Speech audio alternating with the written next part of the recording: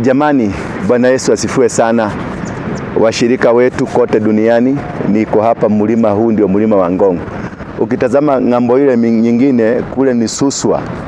Ni kwenda pahali panaitwa Suswa, na ukizunguka huko utaona milima venye inavyopanda mpaka juu, milima 7. Mlima wa Ngong una historia ya milima 7 zaidi. Mlima ni mmoja lakini una milima nyingine 7. Kutoka mahali nilipo inaenda ikiwa mpaka inafika ikiwa 7. Kisha utaangalia kule kwingine unaona kuna miti mingi, alafu kuna mashine ya hii wind ambazo zinasaidia kuchangia umeme katika nchi, ambao wazalishaji wa umeme. Ndio ukiangalia ile wind zinazunguka pia ni za kusaidia kuzalisha umeme katika taifa letu. Mlima huu una historia ndefu. Maana katika nyimbo za Wakikuyu wa Maumau wakiimba walikuwa naomba amani. Kumagongu ginyakale batura. Yani walikuwa naomba amani. Nitukonana tuli hamwe.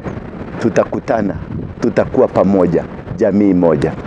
That is why I'm preaching peace. That is why I'm speaking peace. Na nimekuja hapa Ngong siku hii ya leo ndio tuanzishe safari ya kutafuta amani ya nchi. Mfalme wa amani ndio kitu ambacho tunaenda kukianzisha kutoka sasa. Ndio kama nimekuja kutoka hapa tukaweza kuanzisha ule mfumo ama mizizi ama roho ya Maumau iliyoomba nitukonana tui hamwe, yani tutakutana tukiwa pamoja, tukiwa jamii moja. Ngong, kutoka Ngong nya Kalibatura. Kalibatura iko kule Meru. Nikitoka hapa naenda mpaka Kalibatura, nikitoka pale nitaenda Mount Kenya, nitaenda pia kule Abadia Ranges, nitaondoka hapa nitaenda mpaka Mount Longonot, alafu nitaenda kule Ukambani kwenye mlima mlima ule kule Ukambani. Pia milima yote ile nitaitembelea kwa ajili ya kusababisha ile roho ya Mungu ikaanza kuweza kufanya kazi, roho ya mapenzi, roho ya kupendana, roho ya nchi moja, roho ya taifa moja lililo na umoja bila ubaguzi wowote ule na bila tatizo lolote lile ambalo tunaweza kuliashiria kusema ya kwamba nchi hii imegawanyika kwenye misingi ya kikabila. Tukiangalia katika taifa letu misingi ya ukabila ndio imezidi. Sasa tunaanza kuingia kwenye mizizi ya dini. Utakuta Waislamu wanatoa vitisho vyao, Wakristo wanatoa vitisho vyao, wale ambao ni traditionalist wanatoa vitisho vyao. Juzi nilimuona Duale akisema wataingia kwenye vitanda wazae mpaka wakaweza kuovertake population ya Kenya, ya Wakikuyu, ya Wakalenjini, ya Wakamba. Lakini target yao kubwa sana ya Duale alikuwa anasema the big 5, lakini it was not about the big 5, it was about the Kikuyu community. But I want just to tell him, we are not competing with you, and we Kikuyus can never and will never be in that, they will never demean themselves to compete with you, Duale. You are just a small thing in this country. These are the people that fought for the liberation of this Kenya when you were at the other part doing the shifter work. We are not at competition with anybody. Kenya is not at competition. Kikuyus are not at competition. Kambas are not at competition. Kalenjins are not at competition. We are one nation. Our forefathers. I am a grandson of the Mau Mau warrior, a Mau Mau General WARUINGE. If you are going to Isli, the road you use, Duale, you use the same road called General WARUINGE. That's my grandfather who fought for the freedom of this nation. And the road towards Isli, where you reside, it's a road that is named after my grandfather, and there is nowhere they wrote that say this is for the Kikuyus, or the Kikuyus should give birth. We don't care whether you are giving birth or you are not giving birth. We don't care whether you are marrying 10 wives or 13 wives or 100 wives. What we are caring more and we are monitoring to the extreme side of our thinking is that Kenya must be protected with all means, and nobody will ever threaten Kenya or threaten our communities or threaten Kalenjin, threaten Mukamba, threaten Mukisi, threaten whatever, because you want to take power through religion. We will never, and we will never take it to the bank and keep it there. you will never rise to any position apart from the position you have. Whether you give birth to whatever you want to give birth, go give birth to even if you want to give birth to whatever you want to give birth to. We don't care. We are not at competition, but Kenya has its owners. That you must understand. Kenya has its owners, and the blood of the owners is still crying on the soil of this republic. But that is not a big deal. The big deal now is that me and my team, the Synagogue Brigade, we have embarked a journey of preaching peace and preaching harmony and telling Kenyans that we belong to one country. We have only one country. We have only one nation. We don't have two nations. We don't have another Kenya that we can run to. We have only one Kenya. We are not like Somalis. Somalis, they have a country. The Somali nation, that is the Somalis of Somalia, not the Somalis of Kenya. The Somalis of Somalia, they have a nation in Eritrea. They have a nation in Ethiopia. They have a nation in Djibouti. They have a nation in Yemen. They can run anywhere they want to go.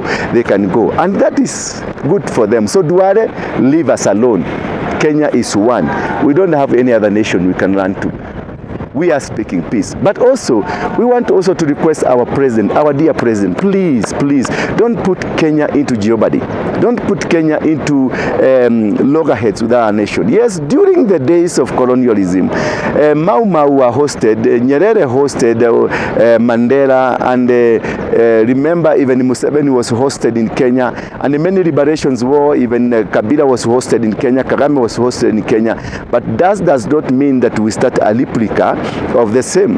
So Sudan and M23 should be left alone. Let them solve their problems. Let them fight for their nations from wherever they want to fight from. But let Kenya be a peaceful nation. Kenya is the bedrock of Africa, is the pride of Africa. Kenya is where anyone will come. Kenya, we are the host of more than 5 million people runaways from their nations, people who are refugees in Kakuma, in every part of Kenya. We have many people around, and these many people around are all African people, and we have hosted them. We have Sudanese in Kenya, we have Somalis in Kenya, we have Congolese in Kenya, we have Rwandese, we have people from Burundi, we have people from Tanzania, we have people from South Africa, Mozambique, all of them. The Nigerians are Kenya, and Liberians are Kenya, even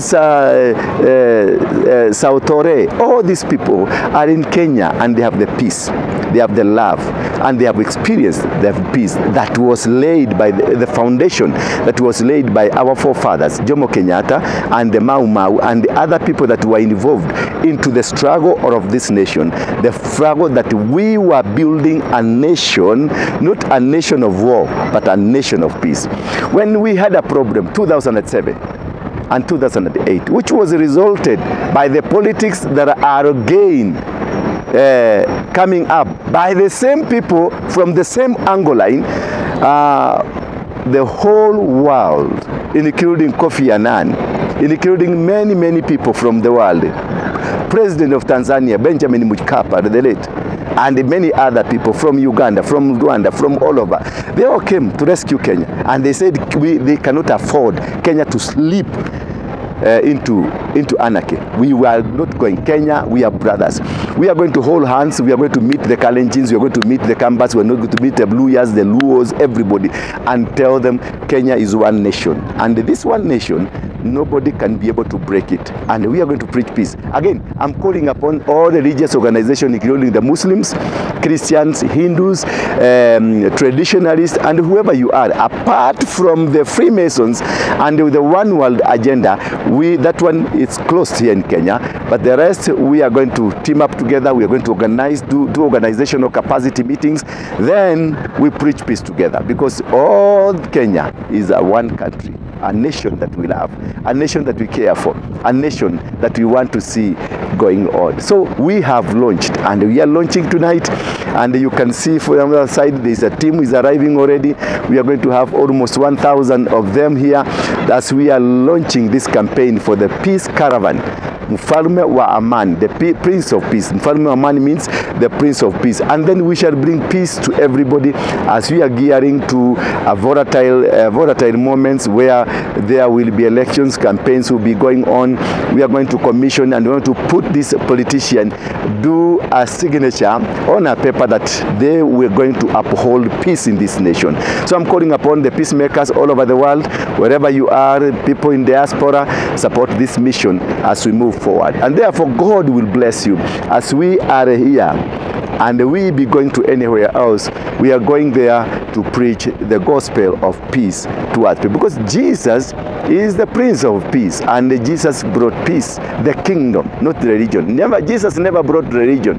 Religion is man-made thing that was meant to come and bring diversities, differences, so that man can rule man. But now we want we are preaching the gospel of the kingdom of heaven, because God is our Father. He's the King. He's in heaven. Jesus is the Prince of Peace, and we are the followers of Jesus. We have to preach this peace. We have to declare that Kenya is a no-go zone for hatred, a no-go zone for tribalism, a no-go zone for ego, like which Duale and his company has. We are not going to tolerate you, Duale. We are not going to tolerate you. If you're going to agree with the people of Kenya to keep peace in Kenya and not threaten tribes that you're going to increase your population, I'm telling you for sure, for free, write it and take it to the bank. We will never give you peace. Anybody against peace, no peace for you. Anybody for peace, peace for you. Kenya is our nation. Kenya is our nation. It's a sovereign nation, a peaceful nation, a God-fearing nation. And that is why we want to preach peace. We want to preach this God. And we want to say, indeed, every son of this country belongs to this country. It doesn't matter whether you are a Somali. It doesn't matter whether, as long as you are here. And again, we want to ask the president, vetting of any citizen acquiring a passport, acquiring an ID is a must, is a necessity for this nation. We are not going to allow. If you don't want to vet, we shall vet. We are capable of vetting. If we discover any border of this nation has that problem that anybody can enter into this country, be given an ID, and yet is not a citizen of this country, we shall vet them. And our vetting will be bad. So whoever is being lied to in Ethiopia, in Somalia, in Uganda, in whatever border, a Nigerian, and you are being lied to that you can get an ID of Kenya just like that, don't dare. We will mobilize people. We will mobilize people, and you'll be lynched. They broad daylight. So don't be lied to. Tell them to take you through due process. We don't deny. Our brothers in America, our brothers in UK, there are so many of them that have acquired citizenship in America, in Australia, but they have followed due process to acquire the citizenship of a nation. Also, come in Kenya, we are ready for you. Just come and acquire citizenship in due process. Follow the processes, and you are the brothers. We have many Nigerians here. We have many Cameroonians here.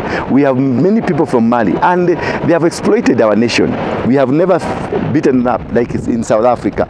We have never dealt with them like in South Africa, where we have Makwere. We have taken them as our brothers. But moving forward, we shall be able to protect our nation no matter what it takes. Therefore, our president, dear president, make sure people are vetted in the right way.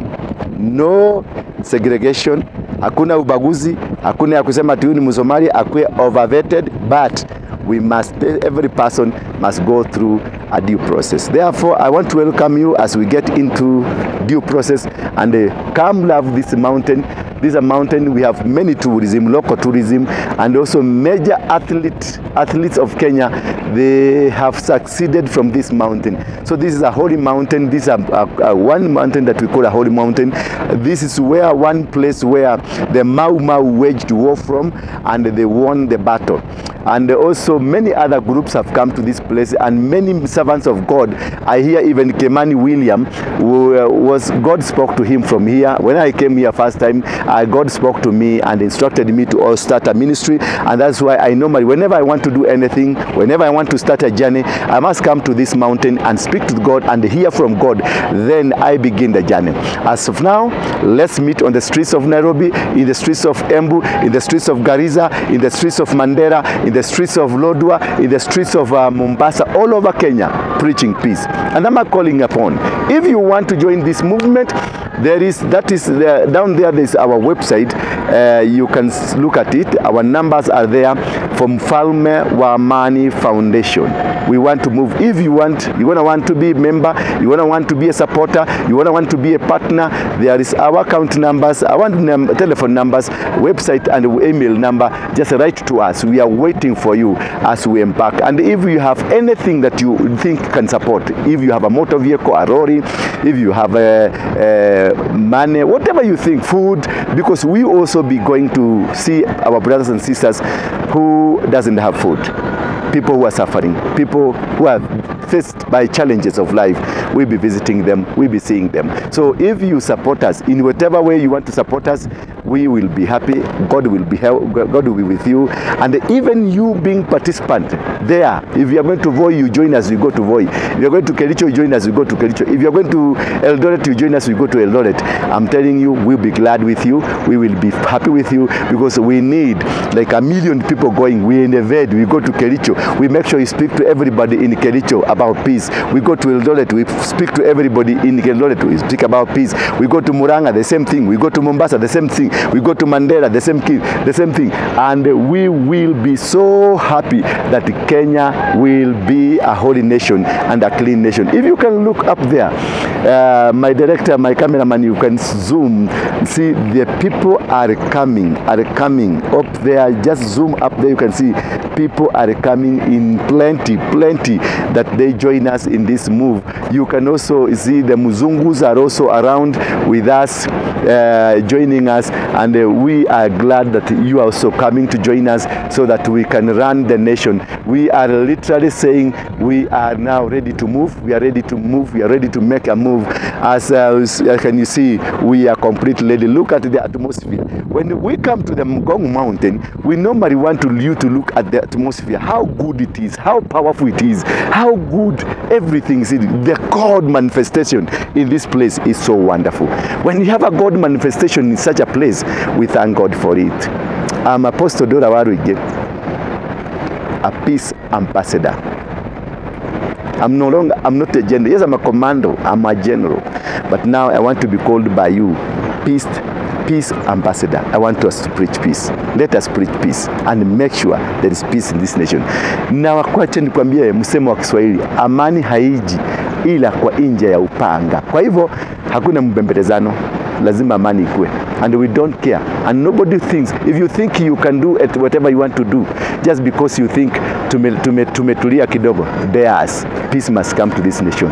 Peace must be preached. Our mothers, our fathers, our brothers, our sisters, they must live in peace. You also, you must live in peace. Thank you. God bless you.